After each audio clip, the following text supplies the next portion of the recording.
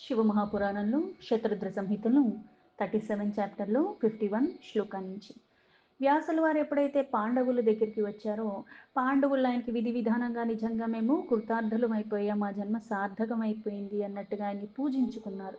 అప్పుడు వ్యాసుల వారు పాండవులతో ఇలా చెప్తున్నారు. వ్యాస ఉవాచ శ్రూయతాం వచనం మేధ్య పాండవ ధర్మబుద్ధయ సత్యముక్తం తు కృష్ణేన మయా సంసేవ్యతి శివ. ఏదైతే పాండవులు ఇంతకు ముందే పరమేశ్వరుడు మాకు బోధించాడు, ఆయన కూడా ఎప్పుడు సదా పరమేశ్వరునే ధ్యానిస్తున్నానని అదే చెయ్యమని మాకు చెప్పారు అని చెప్పారు.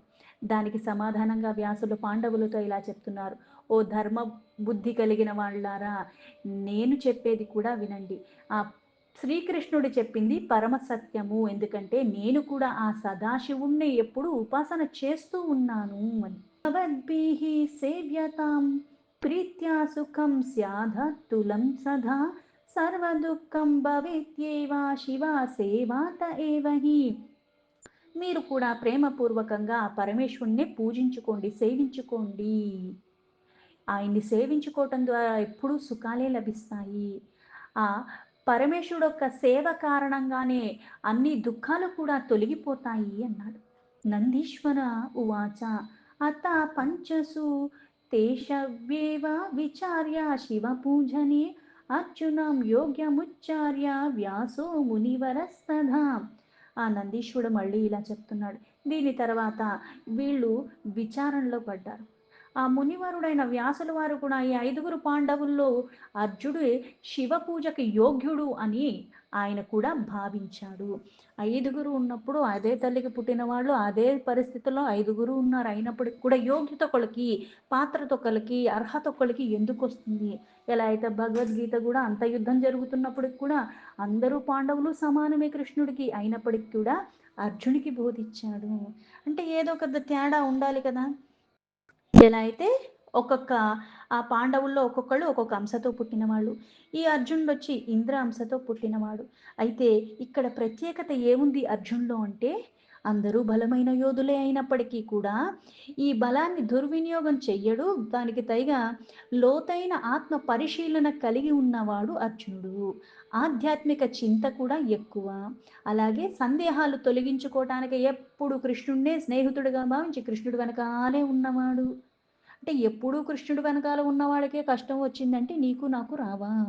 అంటే ఎవరితో ఉన్నావన్నది తర్వాత సంగతి. మళ్ళీ మన కర్మల కారణంగా కొన్ని కొన్ని అనుభవించాల్సి వస్తుంది. మళ్ళీ కర్మల ద్వారానే తొలగించుకోగలము.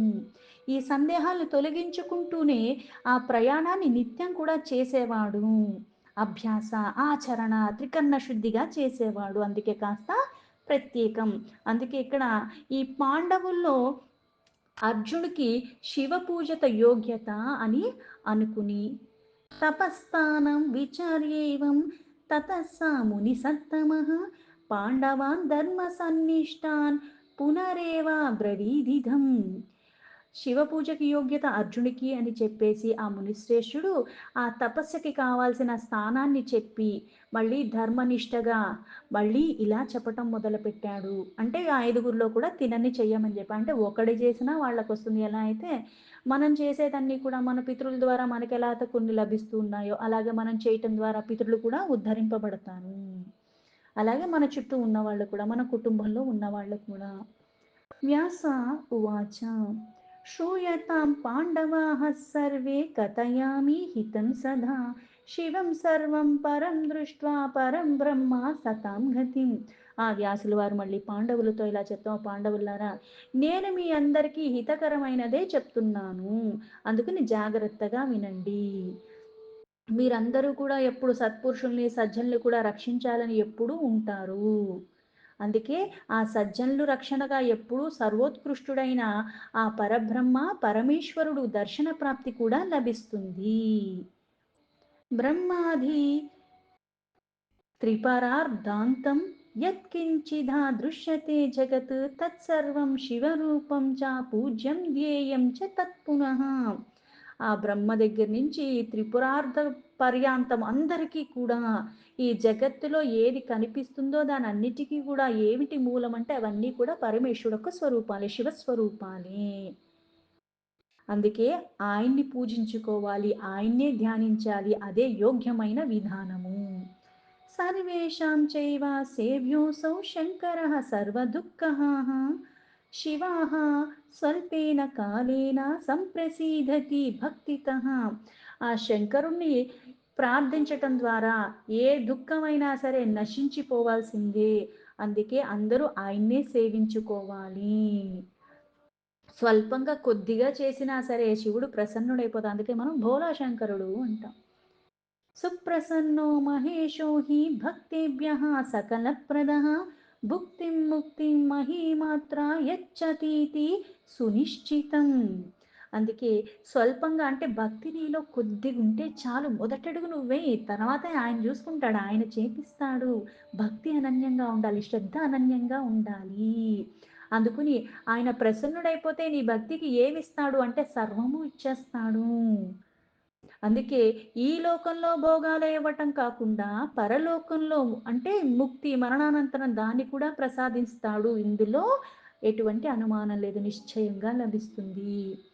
తస్మాత్ సేవ్యః సదా శంభోర్భుక్తి ముక్తి ఫలీప్సుభిః పురుషः శంకరः సాక్షాత్ దుష్టహంత సతాం గతిః.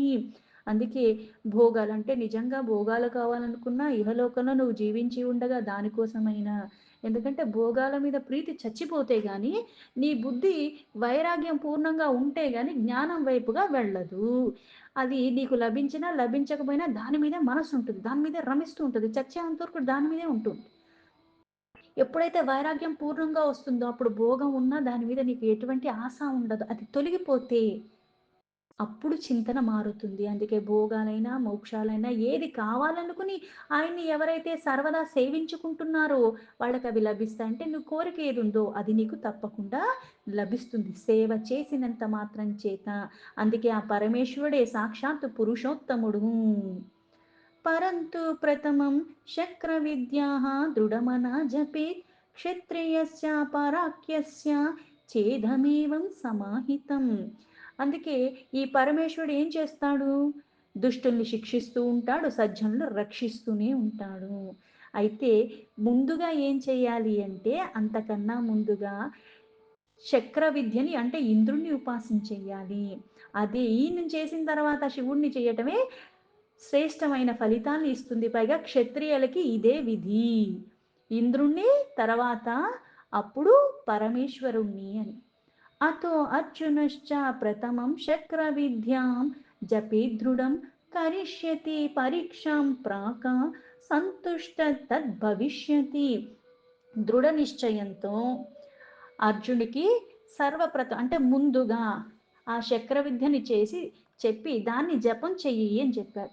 అప్పుడు ఇంద్రుడు మళ్ళీ ముందు పరీక్షిస్తాడు, తర్వాతే మళ్ళీ ఫలితాన్ని ఇస్తాడు. పరీక్షించకుండా ఏది లభించదు. మనం కూడా ఇప్పుడు లౌకికంగా చూసుకున్నా సరే, స్కూల్కి వెళ్ళాను కదా, నేను ఇప్పుడు ఈ క్లాస్ జాయిన్ అయ్యాను లేకపోతే కాలేజ్ జాయిన్ అయ్యానంటే వెంటనే సర్టిఫికెట్ ఇచ్చేస్తారా? లేదే. సంవత్సరం పాటు చెప్పి తర్వాత ఎగ్జామ్స్లో నువ్వు రాసిన దాన్ని బట్టి అది అయిపోతే అప్పుడు నీకు సర్టిఫికెట్ ఇస్తారు. అలాగే ఇక్కడ కూడా అక్కడ నువ్వు ఆయన విద్యని జపం చేశాక కూడా ఆయన ముందుగా పరీక్షిస్తాడు, తర్వాత నీకు తృప్తిపరుస్తాడు. సుప్రసన్నశ్చ విజ్ఞాని సంహరిష్యతి సర్వదా పునశ్చైవం శివస్యేవ వరం మంత్రం ప్రదాస్యతి.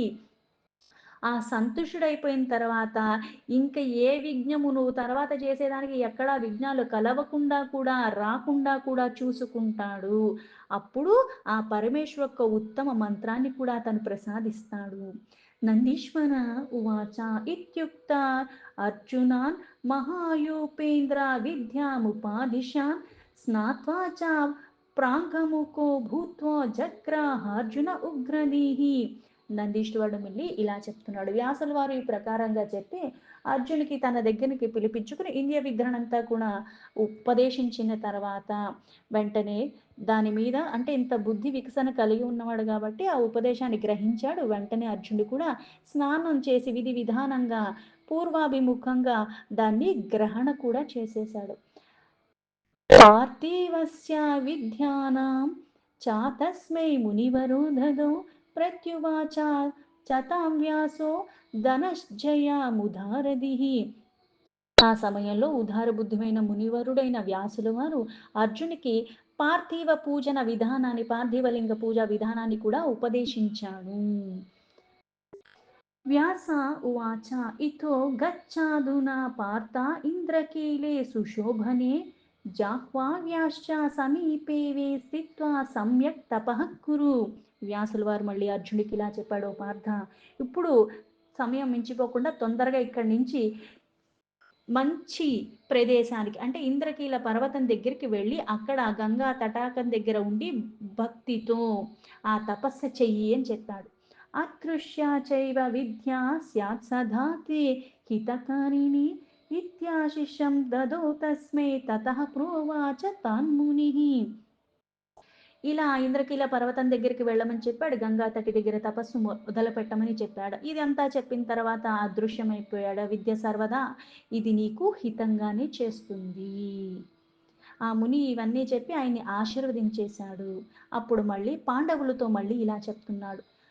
ధర్మమాస్తాయ సర్వే వై తిష్టంతు నృపసత్తమాః సిద్ధిః స్యాయాత్ సర్వదా శ్రేష్ఠానాత్ర కార్య విచారణ.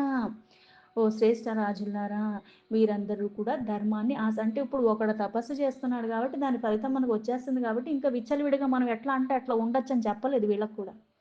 అంటే అందరికీ లభించే ఫలితం ఒక్కడు కృషి చేసి అక్కడ చేస్తుంటే ఇక్కడ ఉన్న వాళ్ళు ఏం చేయాలి? మీరు కూడా ధర్మాన్ని ఆశ్రయించి మీ నివాసాన్ని మీరు ఏర్పరచుకుని శ్రేష్టమైన సిద్ధి మీకు తప్పకుండా లభిస్తుంది. ఇందులో ఎటువంటి సందేహం లేదు అని చెప్పాడు వ్యాసుడు వారు. నందీశ్వర ఉవాచ ఇతి దత్వాశిషం తేభ్యః పాండవేభ్యో మునీశ్వరः స్మృత్వా శివపదాంబోజం వ్యాసశ్చాంతర్దధే క్షణాత్. ఆ నందీశ్వరుడు మళ్ళీ సనత్ కుమారుడికి ఇలా చెప్తున్నారు. పాండవులకి ఇలా ఇవ్వవలసిన ఉపదేశాలన్నీ ఇచ్చిన తర్వాత మళ్ళీ తనకి ఏ ప్రదేశంలో చేయాలి, ముందుగా ఇంద్రుణ్ణి, తర్వాత పరమేశ్వరుని. ఈయన మళ్ళీ పరీక్షిస్తూ ఉంటాడంటే దానికి సిద్ధపడి ఉండాలి, బెంబేలెత్తిపోకూడదు. ఆ పాండవులకి ఆశీర్వాదం అన్నీ ఇచ్చేసిన తర్వాత మళ్ళీ ఆ పరమేశ్వరుడికి చరణ కమలాననే ధ్యానిస్తూ ఆ మునీశ్వరుడైన వ్యాసులు వారు క్షణంలో అక్కడి నుంచి అంతర్ధానమైపోయారు. దీంతో శివ మహాపురాణంలో శతరుద్ర సంహితను 37 చాప్టర్ సంపూర్ణం.